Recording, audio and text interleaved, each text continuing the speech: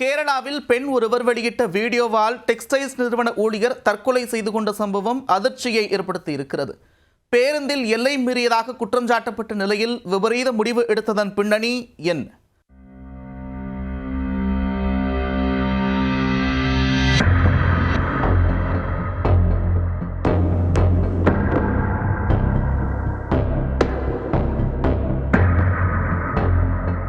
பேருந்தில் பயணம் செய்தபோது சக பயணி ஒருவர் கூட்ட நெரிசலை பயன்படுத்தி தன்னிடம் அத்துமீறியதாக கூறி இளம்பெண் ஒருவர் வெளியிட்ட வீடியோதான் இது.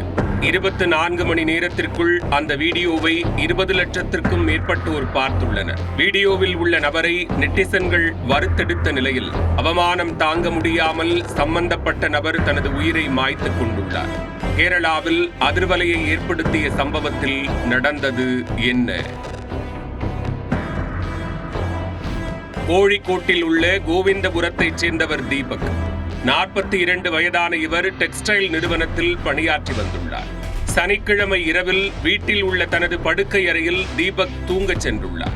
ஞாயிறு அதிகாலை நீண்ட நேரமாகியும் அந்த அறை திறக்கப்படாமல் இருந்துள்ளது.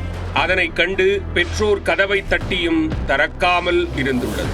பின்னர் அக்கம்பக்கத்தினர் உதவியுடன் கதவை உடைத்து உள்ளே சென்றுள்ளனர்.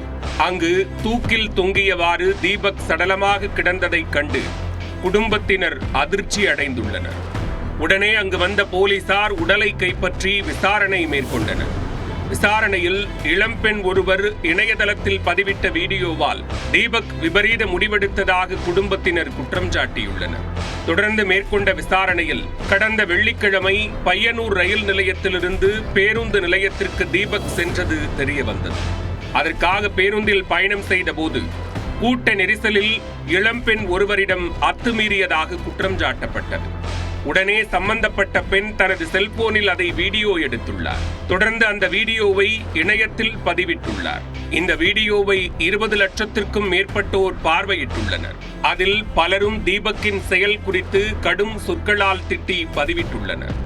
இந்த விஷயம் தீபக்கின் கவனத்திற்கு சென்றதும் கடும் மன உளைச்சலுக்கு ஆளானதாக கூறப்படுகிறது. தொடர்ந்து அவமானம் தாங்க முடியாமல் தற்கொலை செய்து கொண்டது முதற்கட்ட விசாரணையில் தெரிய வந்துள்ளது.